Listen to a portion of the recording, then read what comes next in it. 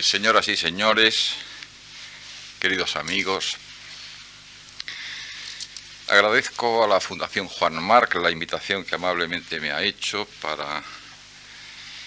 hacer estas que José Luis Yuste llama reflexiones en voz alta, y agradezco al propio José Luis Yuste sus palabras de introducción o de presentación, que como en ocasiones semejantes ocurre, me sitúan en un punto equidistante de la vanidad por un lado, de la vergüenza de los tímidos por otro,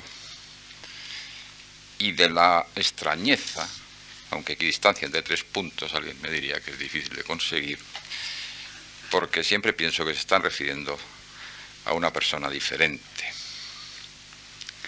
La tarea que me pide José Luis Yuste y que me pide la Fundación, la que me propone, es más o menos tratar de determinar en qué punto de la evolución jurídica en materia de derecho privado nos encontramos en la actualidad y cuál puede ser el sentido de la evolución futura, lo que esto último obviamente exige condiciones semiproféticas y de Zahorí, que sin duda no poseo, pero significa, como es evidente, establecer como premisa o arrancar de la premisa de que el derecho experimenta una más o menos sensible evolución sobre lo que quizá convenga detenerse un momento. En el año 1950, Georges Ripert hacía suya una afirmación, por lo demás consuetudinaria y quizá tópica, de acuerdo con la cual el derecho evoluciona, pero lo hace sin precipitación. Por decirlo de alguna manera, el derecho va siempre a la rastra de la realidad social que se le adelanta, porque solo los utópicos, en algún momento, los revolucionarios franceses creyeron en el derecho como el motor del cambio. Ripert decía que el antiguo estudiante, convertido en profesor, cuando entra en la facultad, encuentra los tablones de anuncios, extraordinarios parecidos, similitudes e identidades con lo que él contemplaba 20 o 30 años antes. Y todavía, también años antes, en 1919, y quizá de forma más radical, Oriu había dicho: empezamos a darnos cuenta de que la vida moral de los hombres y por consiguiente su vida social no está sujeta a demasiadas novedades, sino que por el contrario permanece singularmente idéntica a sí misma y reposa sobre un pequeño número de temas cuyo fondo no varía.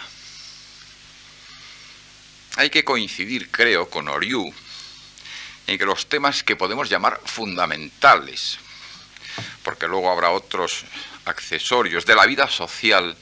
se mantienen en gran medida constantes, no obstante el paso del tiempo, y poseen en efecto una sustancial identidad, de manera que, como Oriu decía, uno puede a veces, aunque esto sea notoriamente exagerado, remitirse desde el Código Napoleón a la ley de las 12 tablas o incluso al Código de Hammurabi, como hacen algunos tratadistas al uso. Del mismo modo añadía que uno se puede remitir desde La Fontena a Fedro y desde Fedro a Esopo.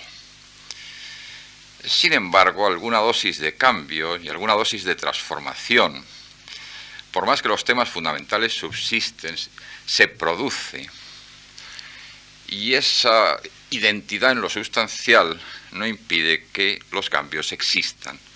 en algunos otros puntos. Y además, la transformación repercute en el derecho en cuanto éste tiene una pretensión de ordenación de la realidad. No se trata, por supuesto, y quede bien entendido, decir aquí si el cambio es bueno o es malo, sino simplemente, en este momento, levantar acta de él. Los que a veces han sido llamados neópatas y los neólatras, a los que en Valencia, recordada por José Luis Yuste, llamaban romanceros, se mostrarán siempre encantados de los cambios, porque lo que les gusta son los cambios por sí mismos, y les parece a veces maravilloso poner patas arriba el sistema de normas anteriormente vigente, así como los valores anteriormente profesados. Lo contrario, bien cierto, experimentarán los que sean de espíritu conservadores. A mí ya he dicho, personalmente, la realidad del cambio me parece cierta, y hace ya años, en 1973, escribí un pequeño artículo que se publicó en la Revista de Occidente y que seguramente hoy podría continuar suscribiendo. Los cambios, y los voy a enumerar para tratar de contrastar problemas, pueden ser, en mi opinión, de dos maneras. Unos a los que llamaré exógenos y otros, por el contrario, endógenos al sistema o al ordenamiento jurídico. Por una parte, existen cambios en la realidad circundante, aquella de la que el derecho se ocupa, y por otra parte existen cambios interiores al ordenamiento. Unas veces porque los primeros exigen, y es evidente que exigen siempre, respuestas nuevas, cumpliendo lo que Fritz von Hippel llamaba la Antwortfunktion del ordenamiento, es decir, la función de respuesta a los retos de la realidad. Y los otros resultarán provocados por ellas. Entre los primeros, es decir, los que he llamado exógenos, existen ante todo los cambios técnicos o tecnológicos, como ahora se acostumbra a llamarlos, con un neologismo de dudoso gusto. Y en este sentido, un autor francés, Colliard, en 1950, en un trabajo sobre la máquina y el derecho privado francés contemporáneo de 1950, bien entendido, recordaba unas palabras de otro autor, también francés, de principios del siglo, Lapradelle, que en 1908 se había ocupado de las transformaciones que había experimentado el derecho de la guerra marítima y que habían venido producidas por el progreso de la técnica, que habían quedado registradas en una conferencia de La Haya de 1907. Pues bien, de dicho autor, Lapradelle, era la siguiente afirmación: no son los filósofos con sus teorías, ni los juristas con sus fórmulas, sino los ingenieros con sus invenciones, los que hacen el derecho y sobre todo los que hacen progresar el derecho. Afirmación que, aun reconociendo el fondo de verdad que encierra, resulta un punto enfática, porque sí es cierto, como acabo de decir, que los cambios inventivos exigen respuestas jurídicas que no coinciden con las respuestas jurídicas anteriores. No creo, en cambio, que estas respuestas necesarias vengan por sí solas dadas por los hechos inventivos, y que alguna fórmula de los juristas será necesaria, y en su caso alguna fórmula inspirada en los filósofos. Pero continúa siendo cierto que nuevos descubrimientos en cualquier campo de las ciencias,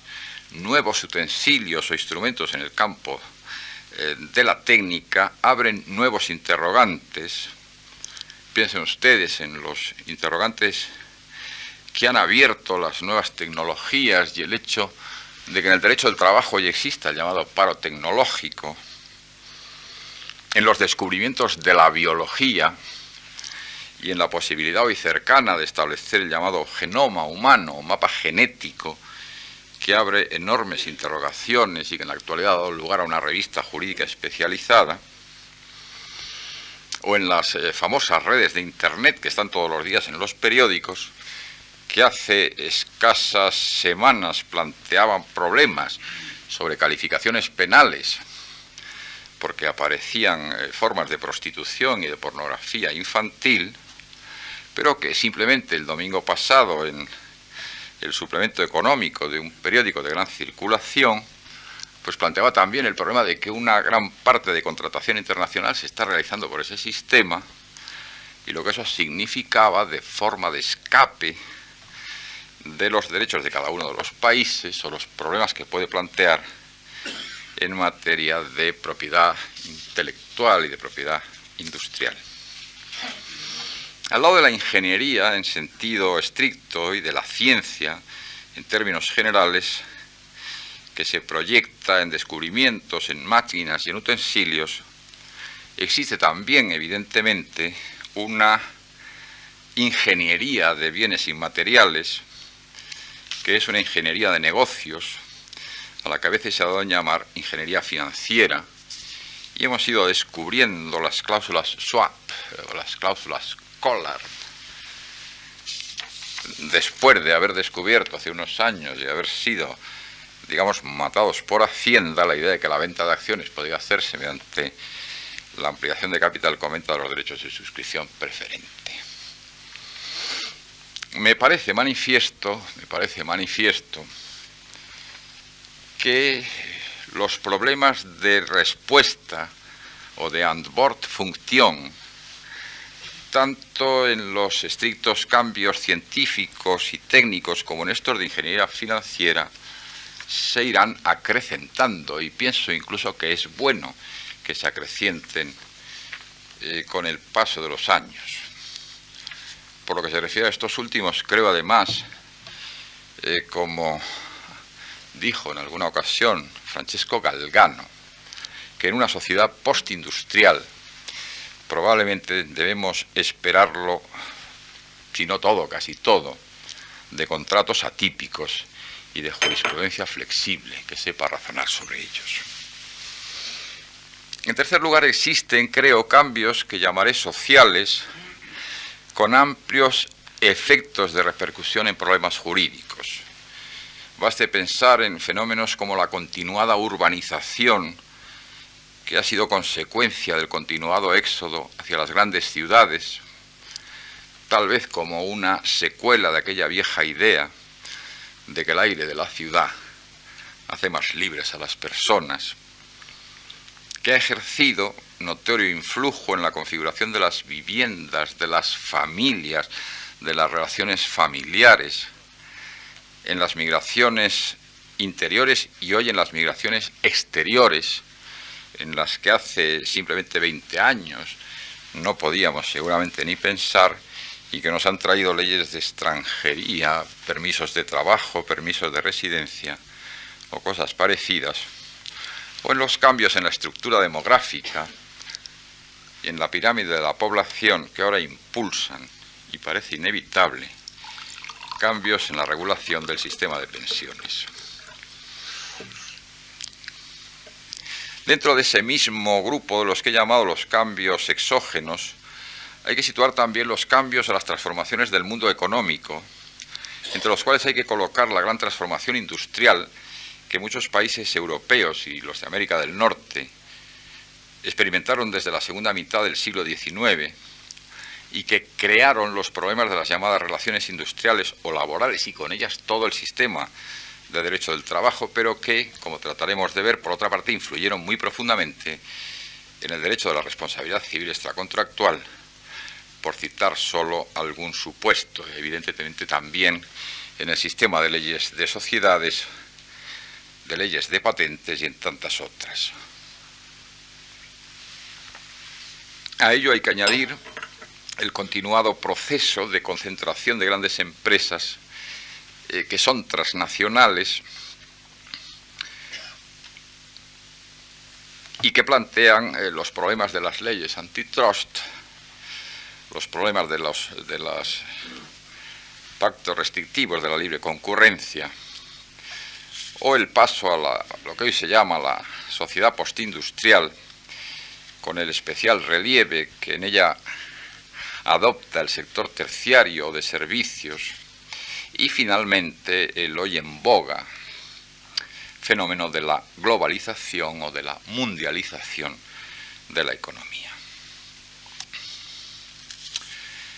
Dentro de este conjunto de cambios, y no sé si exógenos o exógenos, hay que citar también los que experimentan a veces los estados de conciencia o de opinión de las gentes, los sistemas de valores, y en el sentido orteguiano de la palabra, de ideas y de creencias, de actitudes, especialmente cuando se producen de manera generalizada, porque aquí no se pueden aplicar las reglas democráticas de la mitad más uno. El más señalado de todos ellos es sin duda el movimiento de la liberación, la llamada liberación de la mujer, pero ya aparecen otras luchas contra otras formas de discriminación de las que habrá que ocuparse en los llamados movimientos gays y en algunos otros parecidos, al lado del aflojamiento de los vínculos de autoridad y de disciplina. Y como guarda alguna relación con temas que me deberé ocupar después, tendré que mencionar de algún modo esta especie de deseo de un padre que nos resuelva todos los problemas que con frecuencia nos invade y que influye en esa especie de pretensión, derecho, entre comillas, que no se sabe si lo es, de que alguien pague los daños o los platos rotos, que se produce, por ejemplo, cuando desgraciadamente este verano, en un lugar del Pirineo aragonés, se produjo una tremenda inundación que el gobierno tuvo que atender, o que también sin más el otro día, porque lo vi en televisión, cuando una bombona de butano de un piso destruye varios pisos, la inmediata tentación o pretensión es estos daños los pagará el ayuntamiento o algún ministerio, que es un cambio indiscutible en algunas formas de la conciencia social. Al lado de ello se ha hablado de los cambios endógenos, que son cambios que experimenta el propio ordenamiento jurídico, que a veces se encuentran estrechamente interrelacionados con los cambios exógenos o que están provocados por estos últimos, pero que otras veces aparecen nacidos de una cierta autonomía de los operadores jurídicos. Carbonnier, en un pequeño libro, Essai sur les lois, ha recordado de qué modo las normas legales producen, aunque no directamente, propician, dirían otros con frase también bárbara, nuevas clases profesionales, los asesores fiscales, los auditores de cuentas, etcétera, etcétera, y cómo estas nuevas clases profesionales, una vez creadas, influyen decisivamente en la legislación, pidiéndola y a veces consiguiendo que les resuelva sus problemas. De todos es perfectamente conocida, por lo demás, la influencia de los lobbies de cualquier tipo que sea, en cualquier tipo de legislación. Simplificando mucho la cuestión, los que he llamado cambios endógenos podrían ser clasificados a su vez en tres grupos. En el primero, los cambios político-constitucionales, en el segundo, los cambios legales, y en el tercero, los cambios jurídico-no legales. Nada especial hay que decir de los primeros. Nosotros hemos tenido un cambio constitucional reciente y muchos de nosotros, los ya mayores, porque los más jóvenes seguramente estaban naciendo por entonces, digo de mi auditorio, pero una constitución que nace, como todas las constituciones de la posguerra, con la pretensión y con la decisión de ser un corpus juris actuante y no simplemente el sustrato sobre el que basar la soberanía parlamentaria y por consiguiente dar lugar a una legislación, produce manifiestamente un impacto en el ordenamiento jurídico anterior que no tiene que ser destacado, y todas las acciones o pretensiones de inconstitucionalidad, algunas de ellas en materia de derecho privado, pueden dar fe de ello. A los cambios legales he medio aludido, pero muchas veces aparecen de forma constante y se pueden a veces también incluso cifrar. Y el mismo Carbonnier hacía una especie de estadística de las leyes promulgadas con posterioridad al Código Civil de Napoleón de 1804, y podrían contarse por cientos de miles. de manera que hace ilusoria la regla nemo jus ignorare censetur, es decir, la regla de que nadie puede ignorar el derecho, o que la ignorancia de las leyes es inexcusable, como dice nuestro Código Civil. Y hay, he dicho, cambios en los sistemas de valores que pueden producir cambios en el sistema de principios de derecho y que van introduciendo, determinando la aceptación de fórmulas de solución de problemas, de doctrinas jurisprudenciales. Muchos de nosotros ya mayores hemos visto cómo se aceptaba la doctrina del abuso del derecho, que hubiera sido considerada heterodoxa 40 años antes, la llamada cláusula rebus sic stantibus y la revisión de los contratos por onerosidad sobrevenida por cambio en las circunstancias que alteraban la base del negocio, que hubiera sido también considerada heterodoxa algunos años antes, o en materia de responsabilidad civil extracontractual, cómo fue ganando terreno, no se sabe hasta dónde, la llamada doctrina del riesgo en sustitución de la doctrina tradicional de la culpa. En este panorama, ¿cómo es el derecho privado del fin del siglo? Para tratar de dar un esbozo de respuesta razonable, me ha parecido un buen método exhumar algunos de los libros que hace 40, 50 o 60 años reflexionaban sobre estas transformaciones que el derecho privado había entonces ya experimentado, para tratar de cotejarlas con el panorama actual. El primero de los libros que he seleccionado es una colección de conferencias que don José Castán Tobeñas pronunció en 1934 en la Universidad de Valencia y que fueron recogidas en un volumen que llevaba por título Hacia un nuevo derecho civil. Castán planteaba sobre todo el problema del fracaso de la juridicidad y de la crisis del derecho, y especialmente del derecho privado, a partir del fenómeno que en aquellos años se había puesto muy de relieve de la exaltación de la fuerza y de la inclinación hacia los métodos de violencia. Algunos,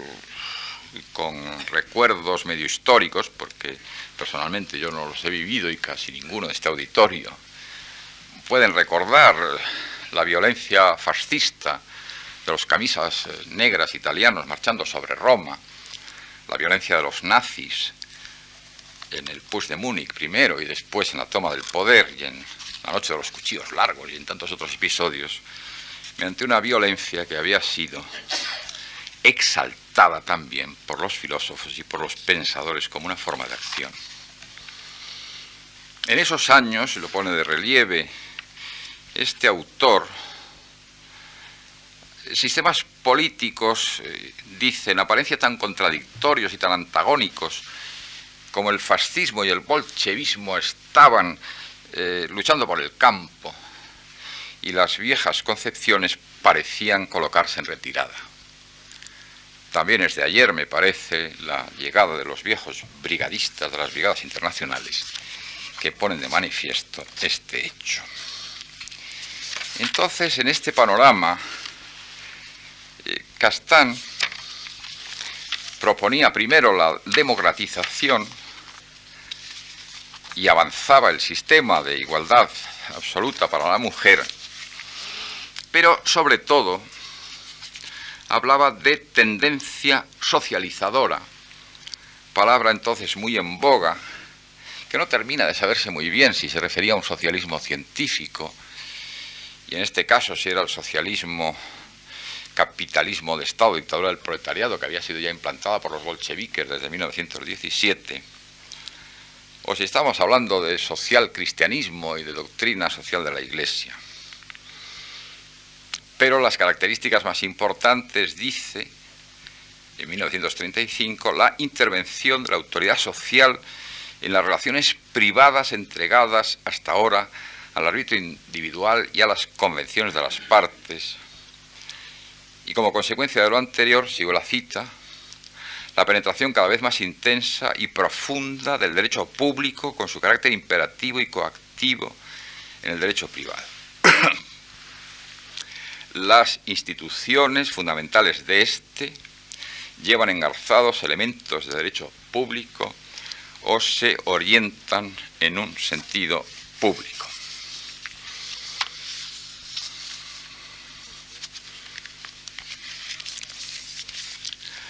El segundo de los recuerdos lo dedicaré a un libro de René Sabatier que alrededor de 1952 publicó una serie de ensayos reunidos también en un libro con el título de Las metamorfosis económicas y sociales del derecho civil de hoy. Arrancaba Sabatier del sentimiento de la aceleración de la historia y tomando base en un ensayo de Daniel Halévy trazaba este sugestivo panorama. Hicieron falta más de 100.000 años para ir a través de la lucha desde la prehistoria, desde el primer tallador de piedras hasta el descubrimiento de la escritura. 8 o 10.000 bastaron para pasar desde la historia de las primeras escrituras esquematizadas hasta la moderna época industrial, que comienza más o menos con la máquina de vapor, 150 desde el comienzo de la revolución industrial hasta la revolución de la energía atómica y 25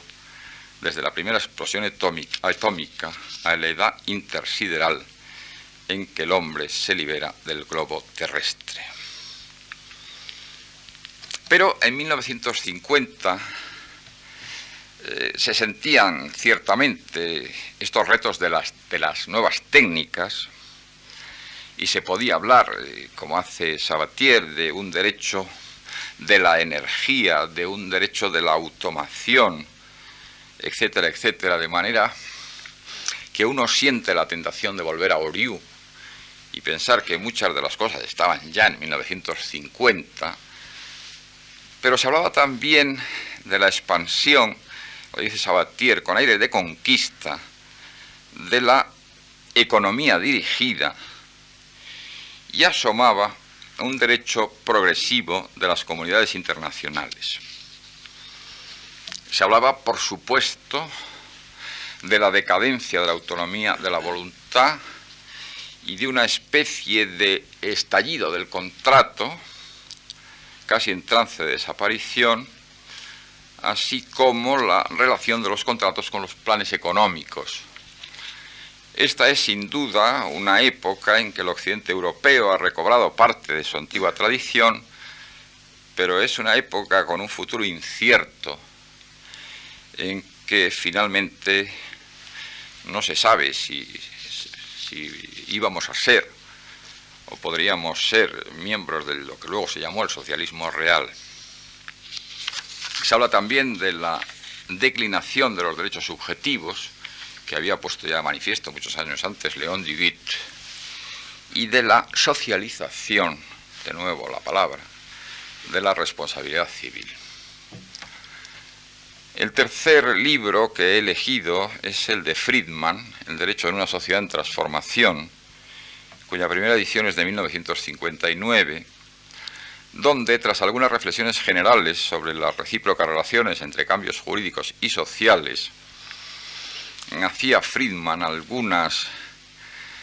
alusiones o algunos esbozos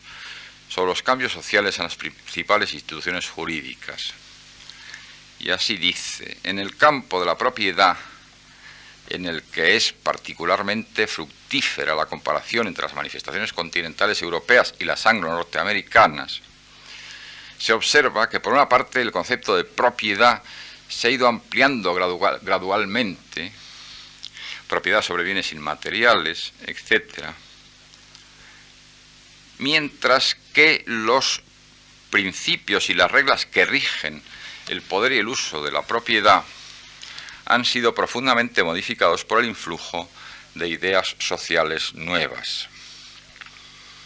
En el campo del contrato, es evidente que el tipo ideal, el contrato como instrumento de libre trato entre las gentes sobre la base de la igualdad, ha sido desplazado en gran parte por el contrato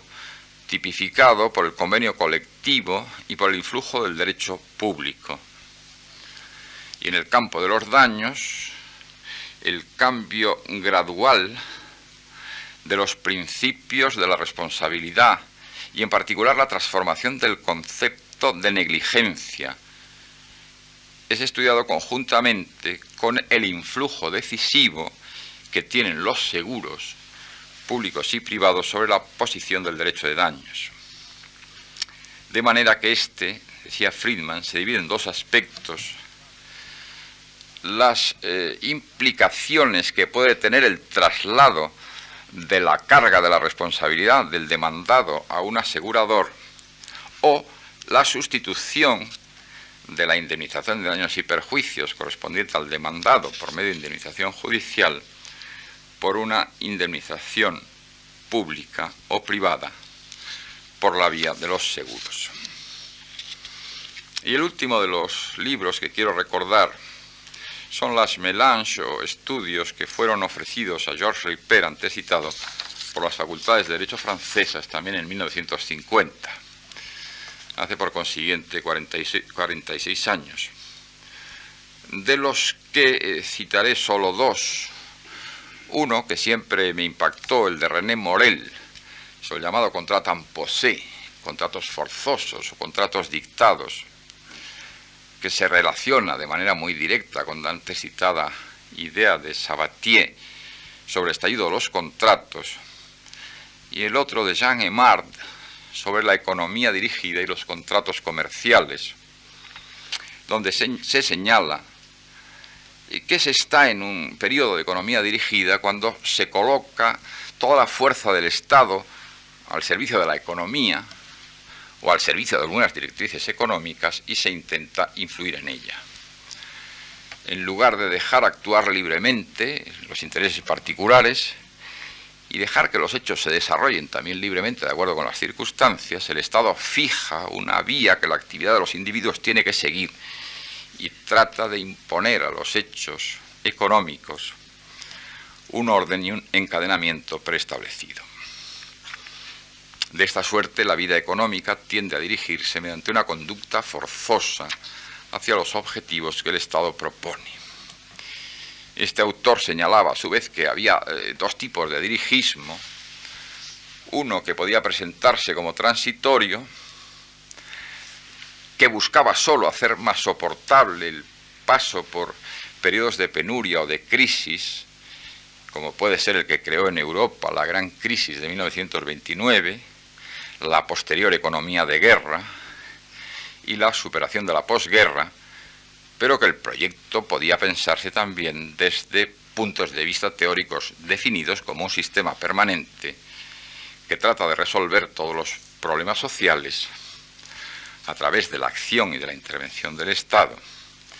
que es el que presidió los llamados estados totalitarios y otros más próximos a nosotros, evidentemente, que sin poderse llamar completamente totalitarios había que considerar por lo menos como autoritarios. Por esto, cuando aproximadamente en 1958, 1957, uno escribía aquella memoria de cátedra, no podía, por menos de tener presentes todas estas ideas y establecer un epígrafe llamado la administrativización del derecho civil, donde se anunciaba una especie de fenómeno que, si no era casi la absorción del derecho civil por el derecho administrativo, era la de grandes zonas del derecho civil administrativizadas. Un Estado fuertemente intervencionista en sistemas de economía dirigida y dispensador de protecciones especiales, propiciaba, volveré a decir la frase bruta, esta solución. Había en ello, todo hay que confesarlo, una cierta dosis de ingenuidad, porque continuaban existiendo buen número de empresas públicas gobernadas por el Estado para las que era más fácil actuar bajo el manto del derecho privado, como ocurrió no más que en 1940 con la red nacional de los ferrocarriles españoles, la conocida Renfe, cuya ley constitutiva decía algo parecido a esto. Pero si el derecho privado ha sido siempre el derecho extramuros del Estado, aquella observación tenía un punto de verdad. Pues bien, debo decir desde ahora que yo, si hubiera tenido que hacer este trabajo 40 años después, no hubiera dicho seguramente esto, y que siento la tentación de borrarlo definitivamente. Me parece, en este sentido, que una de las notas sintomáticas de nuestra más reciente evolución para el derecho privado es el de una reprivatización o una recuperación de su carácter privado y privativo. Los movimientos más recientes, las políticas de privatizaciones, las políticas de desregulaciones o de liberalizaciones de tantos sectores dan base para entenderlo sin ningún tipo de dificultad. De estos años han sido la liberalización de los cambios de divisas, la liberalización, o por lo menos extraordinaria desregularización de las antes llamadas transacciones exteriores, y tantos otros mundos que indican que hay en este punto una dosis de reflujo y que se puede hablar, como estoy diciendo,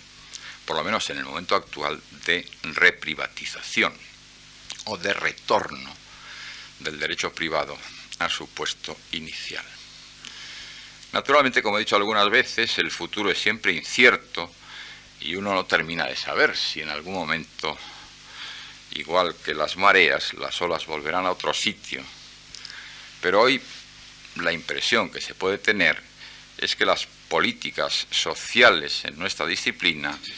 presentan un carácter en alguna medida residual. La última ley de arrendamientos urbanos, a medio camino entre la liberalización completa y normas de protección, creo que es un buen ejemplo, aunque hay que reconocer que otros campos continúan intervenidos. Pienso en el derecho de propiedad urbanística, fuertemente intervenido por las autoridades municipales, o pienso en el antes citado derecho antitrust. Y aparecen otras formas de protección nuevas, cuyo carácter social o socializador podremos discutir en otro momento, como es el caso del hoy llamado derecho del consumo. Mas como el título de esta conferencia llevaba algo relativo al sistema de fuentes, consumiré mis últimos minutos cumpliendo con el programa y terminando esta ya larga introducción. El artículo primero del Código Civil, tal como quedó redactado en la reforma del título preliminar de 1973-1974, dice también enfáticamente que las fuentes del ordenamiento jurídico son la ley, la costumbre y los principios generales del derecho, como todos o casi todos saben. Siempre tuve la impresión, y creo haberlo escrito así, y creo que hoy podemos seguirlo diciendo, que esa enumeración, si alguna vez tuvo un carácter algo más que escolástico, como podía ser la vinculación del juez al sistema de fuentes establecido, que el propio artículo menciona, debió durar algo así como lo que un pirulí dicen dura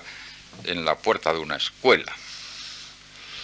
Porque muy pocos años después, la llegada de la Constitución y un buen número de complicaciones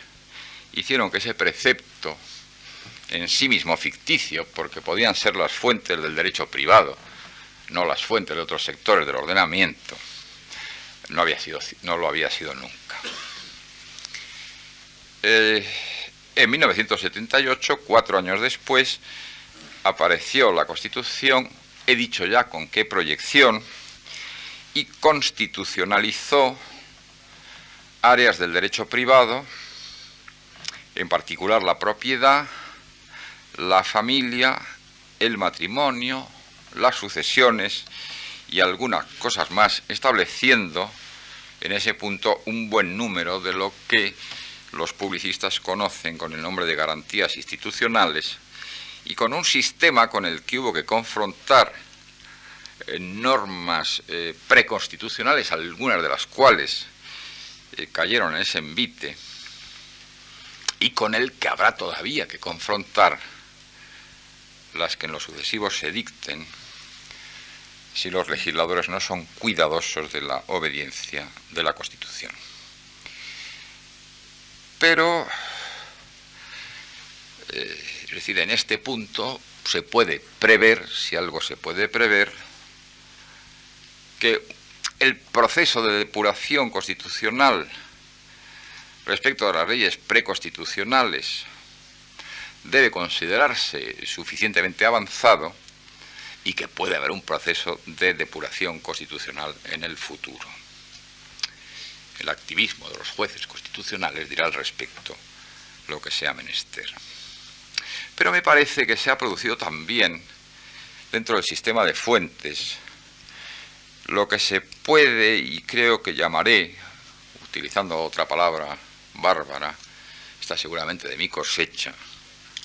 la complejificación o el hacerse más complejo el ordenamiento y la idea de los llamados por algunos hoy ordenamientos polisistemáticos. Efectivamente, nosotros vivimos en la actualidad en un ordenamiento que llamaremos estatal para entendernos y que tiene por un lado unos que son supranacionales y por otro infranacionales. Y también en ese punto se han producido notorias mutaciones. Los llamaré, a los que llamo infranacionales, aunque esta palabra a ellos no les gustaría, los ordenamientos de las comunidades autónomas del Estado español, que seguramente son nacionales, cosa que no discutiré, o regionales para los que esta palabra acepten, donde se ha ido produciendo, aparte, ya desde por lo menos desde incluso en momentos regidos por el anterior sistema político, peculiares sistemas de fuentes, primero para el derecho civil de Navarra, después para el de, o antes quizá para el de Aragón,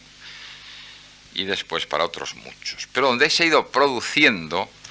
una nueva creación legislativa cuya justificación no es muchas veces más que el ejercicio del poder legislativo sin que puedan atisbarse necesidades que cumplir. Estoy recordando, sin que esto signifique naturalmente criticar a nadie, una ley catalana sobre las garantías mobiliarias que no parece haber resuelto ningún problema especial. Pero lo que se llaman derechos civiles especiales o algunos forales parecen estar en un movimiento de extensión. Y así en el estatuto de la comunidad autónoma, que finalmente se llamó valenciana, después de una larga discusión, aparecían competencias sobre el derecho civil valenciano, que nunca se supo a qué se referían, pero ha existido una ley de los llamados arrendamientos históricos y un movimiento que probablemente tiene escasas posibilidades de detención en el momento actual. Añadan a ello, si quieren, el hecho de que en la comunidad autónoma del País Vasco, según aprendíamos en los libros cuando éramos estudiantes, había un derecho civil vizcaíno que no regía en las villas, sino en la tierra llana, y otro en la llamada Tierra de Ayala, en la provincia de Álava, y el hecho de que hoy la actual compilación del derecho civil foral del País Vasco se haya extendido, sin que sepamos tampoco en virtud de qué títulos competenciales, a la totalidad de ese territorio. Y en segundo lugar, un derecho privado supranacional, todavía en esbozo, pero del que es presumible que continúe su crecimiento. Castán hablaba ya de la universalización en esas conferencias que antes cité, y era un fenómeno ya en los años 30 bien conocido. Es muy probable que en los años venideros, probablemente todavía de una manera lenta, y quizá en un momento posterior, de forma más apresurada, ese movimiento se acelere, y así encontramos por una parte las normas que atañen al derecho privado en las directivas de la Unión Europea, en los últimos años referidas solo a formas de protección de consumidores, responsabilidad del fabricante, cláusulas abusivas en condiciones generales, pero que en algún momento deberán propender, si la Unión llega a definitivos ramos de bendecir, como es de esperar, a la creación en este punto de un derecho uniforme. En segundo lugar están todos los conjuntos de normas que por la vía de los tratados propugnan las Naciones Unidas, y especialmente la Comisión de las Naciones Unidas para el Derecho Comercial,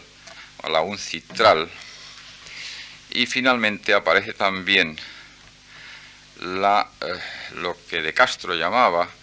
con frase peyorativa en sus labios sin duda, la lex mercatoria, que son conjuntos normativos creados por instituciones privadas, ofrecidos como en las ofertas de los grandes almacenes a quien quiera, en aras del principio de autonomía de la voluntad, acogerse a ellas. En la presentación, José Luis Yuste aludió a la Cámara Internacional de Comercio de París y a sus normas de arbitraje, que son un buen ejemplo de ellas. Recientemente UNIDROIT ha publicado los principios de los contratos comerciales internacionales, expresándolo además, que lo hace simplemente como una oferta para aquellos que quieran acogerse a estos sistemas. Hay pues en este sentido un mundo que se encuentra en ebullición y cuyas evoluciones próximas son difíciles de establecer. En este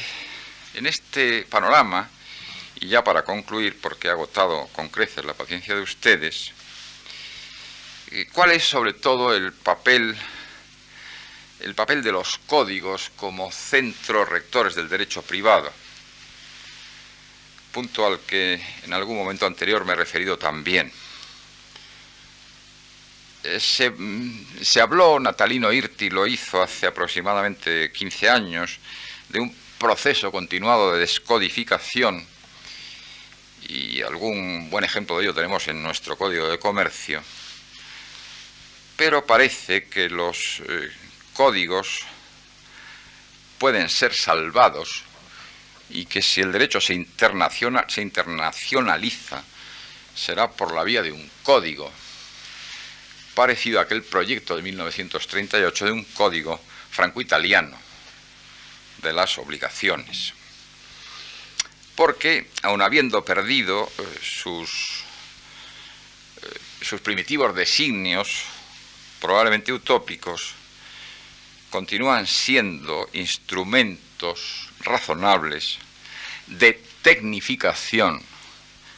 de una rama del ordenamiento y de pedagogía del mismo. Ejemplos muy recientes, como el Código Civil holandés